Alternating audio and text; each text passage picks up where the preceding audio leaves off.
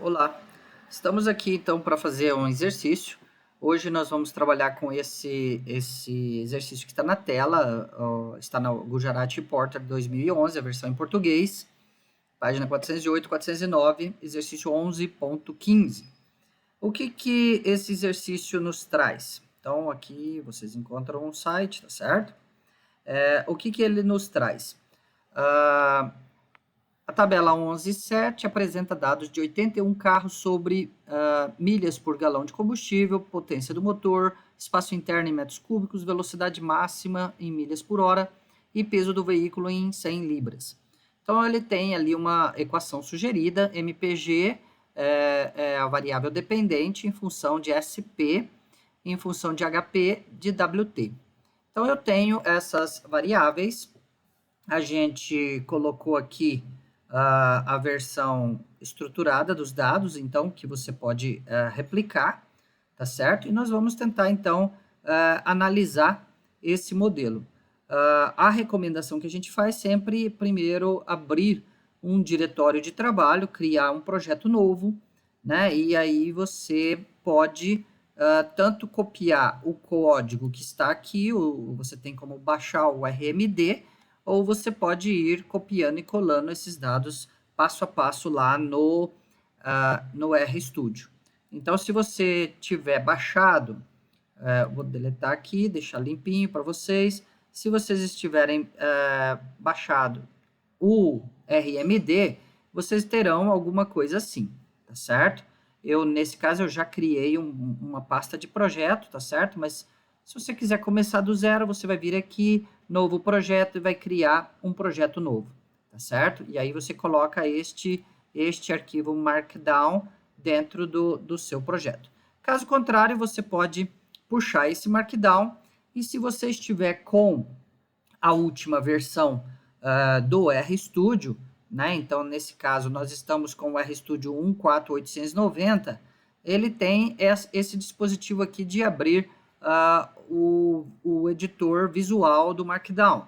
Então, se eu clicar aqui, ele vai compilar o texto para mim, o Markdown, como se eu estivesse em algo parecido um Jupyter, para quem conhece aí o programa Jupyter aí para notebooks, né? Ele já mostra num formato mais bonito, vamos dizer assim, mais finalizado.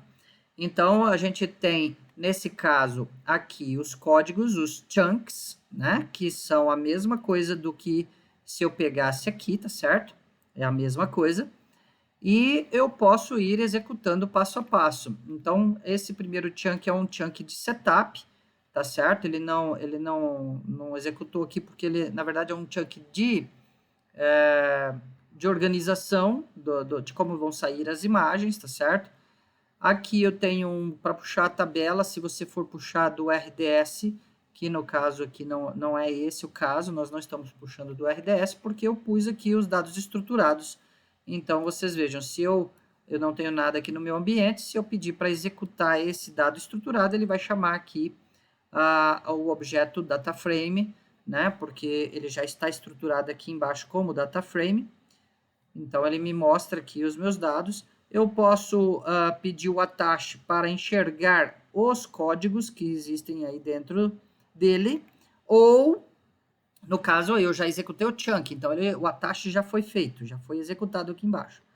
Eu posso pedir pelo knitr cable para ver a tabela, então se eu executar, ele não está fazendo aqui agora, mas o cable ele vai me permitir esta saída aqui, é um pouco longa, tá certo? Ele vai me permitir essa saída. E a gente vai, então, partir para a estimação do meu modelo. Então, eu já tenho aqui os dados, o Attach já foi executado, então eu posso pedir a regressão aqui, o modelo 1, Linear Model, MPG em função de SP, HP e WT. Então, ele executa aqui para mim o modelo 1 e o modelo 2. Neste caso, se vocês abrirem aqui o modelo 1, o modelo 2, ele não tem o ACAIC e o BIC aqui dentro. Então, a gente precisa, nesse caso, executar essas rotinas que estão aqui embaixo para termos aí a incorporação do valor do ACAIC e do BIC dentro do objeto de regressão. Então, eu posso pedir aqui para olhar o sumário. Nesse caso, ele não está saindo aqui porque ele sairá no NIT, né? Mas aqui, no caso, se vocês se quiser voltar para o modelo tradicional, né, ele vai mostrar aqui para vocês a saída para o sumário. Seria similar a você fazer isso aqui, ele vai te mostrar, então, as saídas como se fosse uma regressão normal, como se fosse, não, é uma regressão normal, né, uma regressão comum. Tá? E aí eu tenho aqui dois modelos, eu tenho o meu modelo 1, é um modelo linear, o modelo 2 é um modelo log-log. Vocês podem comparar os dois modelos do ponto de vista de R quadrado ajustado. Eu tenho o meu modelo log-log melhor, um pouco, né, do que o modelo linear, que está aqui com 0,87 de R quadrado ajustado. Entretanto, o meu modelo linear está com todos os parâmetros significativos e o log-log tem 3 parâmetros significativos. Mas isso, a gente sempre fala que é recomendável trabalhar com o modelo log-log, porque você está flexibilizando esta forma funcional. Você pode calcular o ACAIC e o BIC e usar o Stargazer para organizar a saída. Então, aí você teria alguma coisa assim, né, onde você consegue ver, então, o log de MPG em função das variáveis todas em log, e aqui o modelo linear MPG em função das minhas variáveis, tá certo? No caso, o enunciado do exercício, ele não falava exatamente que era para ser em log ou não. Então, ali é sensato você pensar as duas alternativas. Agora, o que você não pode fazer é querer comparar este ACAIC com este outro. Por quê? Porque nem o BIC também, o BIC do modelo 1 com o BIC do modelo 2, porque neste caso eu tenho um modelo 2 que é log-log e o outro modelo que é linear nas variáveis. Então, ele não é correto você comparar o ACAIC entre esses dois modelos e nem o BIC entre esses dois modelos. Então, a única alternativa que nós teríamos realmente era olhar o R quadrado ajustado e a gente observa que ele tem maior poder de explicação neste caso. Então, nós estamos mais propensos a usar esse modelo log-log. A gente pode olhar a correlação entre as variáveis, é uma indicação de possível multicolinearidade. Então, eu usei aqui o pacote CorePlot e fiz, então, a correlação. E a gente consegue, então, visualizar que, primeiro, a gente precisa tomar cuidado, né, de entender que MPG é variável dependente. Então, eu não vou usar MPG. Essa linha eu não vou considerar, nem essa coluna. E aí eu consigo ver o quê? Que HP tem uma correlação forte com SP e tem uma correlação forte com WT, tá certo? Então, nós precisamos ficar atentos, porque acima de 0,8 em módulo para a correlação, a gente pode ter um problema de multicolinearidade. A gente ainda não trabalhou no nosso conteúdo as estatísticas de fator de inflação de variância, que vai ser uma medida mais confiável para avaliar a multicolinearidade, mas nesse caso aqui, só olhando a correlação, a gente fica com essa suspeita, tá certo? De possível multicolinearidade, que pode estar ocasionando a não significância aqui do SP, tá certo? Pode ser isso que está acontecendo. O SP com o HP estão com uma correlação bastante forte, né? Podemos fazer um teste para restrição do modelo, ou seja, vamos imaginar, então, que eu decida retirar o SP do modelo. Ela está aparecendo aqui na saída como irrelevante, né, do ponto de vista do teste individual, do teste T do parâmetro, mas, eventualmente, podemos pensar, será que eu posso tirar o SP do meu modelo? Parece que é um problema de multicolinearidade, tá certo? Como eu falei, mas a gente pode fazer um teste de retirada. Neste caso, é uma variável apenas, o teste dará um resultado semelhante ao do teste T, Se eu tivesse 2, 3 variáveis, eu poderia colocar nesse teste de restrição as 2 ou 3 variáveis todas ao mesmo tempo. Então, por exemplo, aqui eu estou usando o pacote car, e imagine então a minha hipótese H0, que é para investigar o log de SP. Então, nesse caso, eu vou usar a função linear hypothesis para o meu modelo 2, que é onde tem o log de SP, para esta hipótese MyH0. E aqui, então, ele sai o resultado do teste de restrição, onde ele nos mostra, então, o valor de f de 0,72 e a probabilidade associada de 0,39. Portanto, eu não consigo rejeitar H0. Eu tenho uma probabilidade acima de 10%, acima de 5%. Em qualquer dessas taxas de significância, desses níveis de significância, eu estarei não rejeitando H0. Portanto, estou ficando com H0 com a ideia de que o parâmetro de log SP é 0, tá certo? É isso que ele está fazendo aqui quando ele está fazendo esse teste de hipótese. Então, uma alternativa para mim seria retirar o SP do modelo e investigar se o modelo realmente melhora. A outra forma, o outro teste que é interessante fazer é o teste reset para erro de especificação da regressão, o teste de Hansen, e eu posso executar esse teste fazendo uso do pacote LM-test. O pacote LM-test tem uma função chamada reset-test, e eu posso especificar o power, o poder do teste, que conforme o Gujarati, a gente pode usar ao quadrado, ao cubo e a quarta potência, então de 2 até 4, ou seja, potências 2, 3 e 4, ao quadrado, ao cubo e a quarta.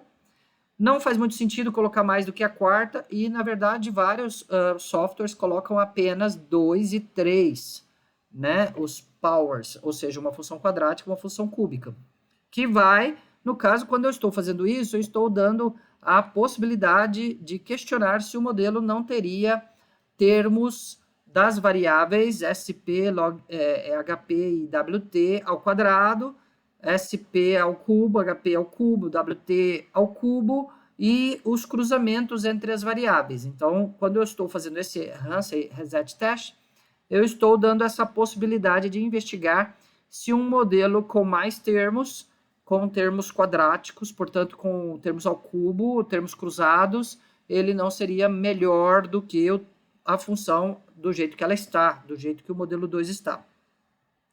E aqui, neste caso, eu estou colocando os fitted, né? Então, é o log MPG, estimado com essas potências. E aqui, logo na sequência, eu faço um modelo 3 sem o log SP, então, portanto, omitindo o log SP, e faço também o mesmo teste reset, só que agora para o mod 3. E vejamos aqui como ficam os nossos resultados. Então, para esta primeira parte, para o mod 2, eu tenho o Hansen reset test igual a 11, e eu tenho um p-value muito próximo de 0. Portanto, eu rejeito H0 de que os termos auxiliares são 0. Isso vai me indicar que eu tenho um erro de especificação. Também, no caso do mod 3, se eu colocar, fizer uma equação retirando o SP, também ele está me dando aqui os termos adicionais, eu não consigo aceitar que eles são 0. Então, eu estou rejeitando o H0 para o reset test. Isso está me indicando que eu tenho erros de especificação. Portanto, neste caso, eu deveria procurar novas variáveis a serem incluídas nesse modelo. Quando eu pus o log-log, ele não ajudou, mesmo estando com alto grau, com alto valor de R quadrado, ele não conseguiu aceitar que não tem erro de especificação. Ele está, portanto, com erro de especificação. A gente vai um pouco à frente, a gente faz ainda um teste de média e normalidade dos resíduos. Então, neste caso, eu gero os resíduos do meu modelo 2, eu estou fazendo em cima do modelo 2, ok? Então, eu gero os resíduos do meu modelo 2, o modelo que foi estimado log com a variável SP, e uso esta função t.test sobre os resíduos para verificar a média dos resíduos. Ele tem, então, uma hipótese alternativa de que a média não é zero e, portanto, eu não consigo rejeitar. Eu estou, portanto, com H0 de que a média é zero.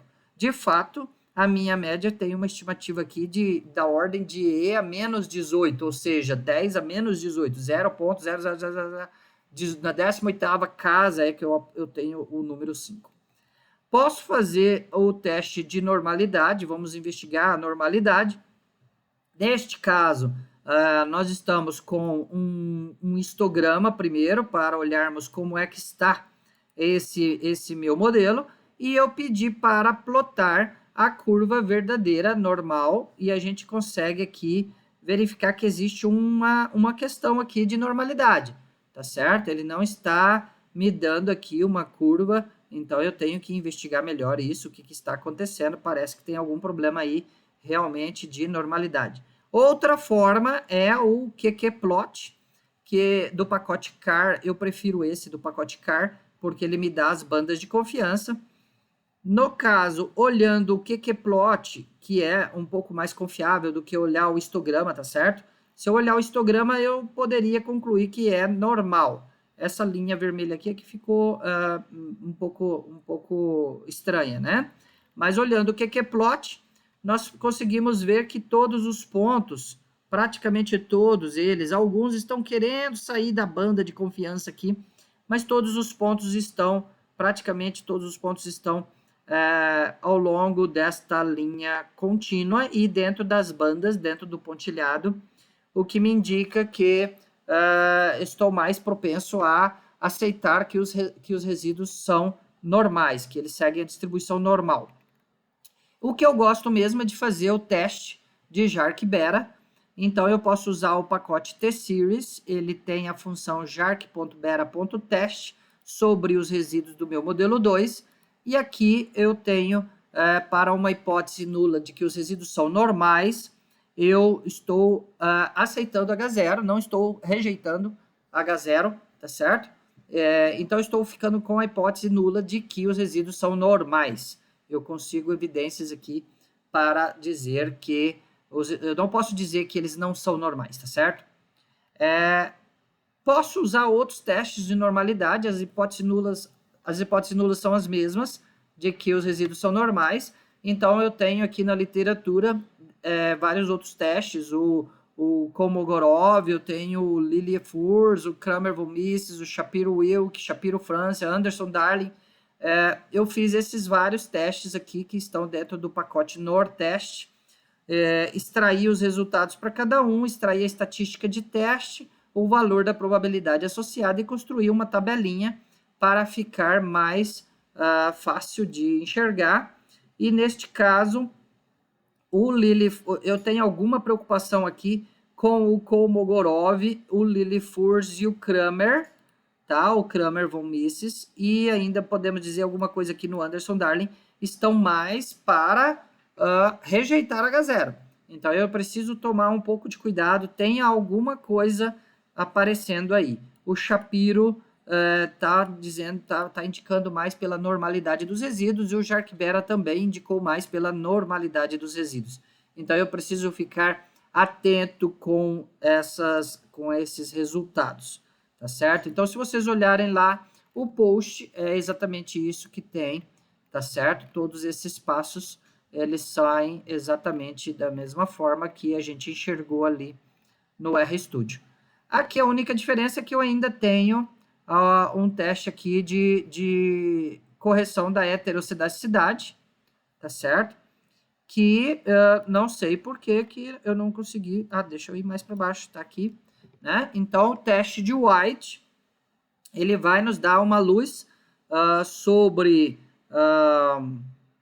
a questão da heterocidacidade dos resíduos. Eu estou olhando sobre o meu modelo 2, então, com os meus dados, o mesmo modelo que eu tinha, a gente vai pegar o resíduo ao quadrado, a gente vai fazer a equação auxiliar dos resíduos ao quadrado em relação às variáveis do meu modelo e ainda acrescentando os termos quadráticos, né? Eu não pus os termos cruzados, tá certo? Porque o dataset não é tão grande, mas alguém poderia querer colocar os termos cruzados. E aí a gente pode, então, achar o R quadrado da regressão auxiliar e vezes o número de dados, número de observações. Eu vou ter, então, a estatística de teste e o p-value dele, tá certo? Então, a gente pode, com isso, tem aqui a equação de teste e a gente tem, então, um valor de LM de 16, o p-value 0.0098, portanto, eu rejeito a hipótese de que os resíduos são homocedásticos, eu rejeito H0, os resíduos homocedásticos. E aí, nesse caso, eu preciso fazer a correção para ter erros robustos, tá certo? E isto pode ser um dos problemas de ter causas, né? Podem ser, a heterossedacidade pode ser uma possível causa desse problema de normalidade dos resíduos, tá certo? Então, eu preciso tomar um pouco mais de cuidado com isso. Talvez a gente tenha alguma necessidade de agrupar os dados, né, para tentar olhar melhor como é que estão esses meus dados, tá certo? Bom, por enquanto era isso que eu queria mostrar para vocês. É um vídeo rápido, né, exemplificando aí esse exercício. Espero que tenham ficado aí satisfeitos. Mandem as críticas, tá certo?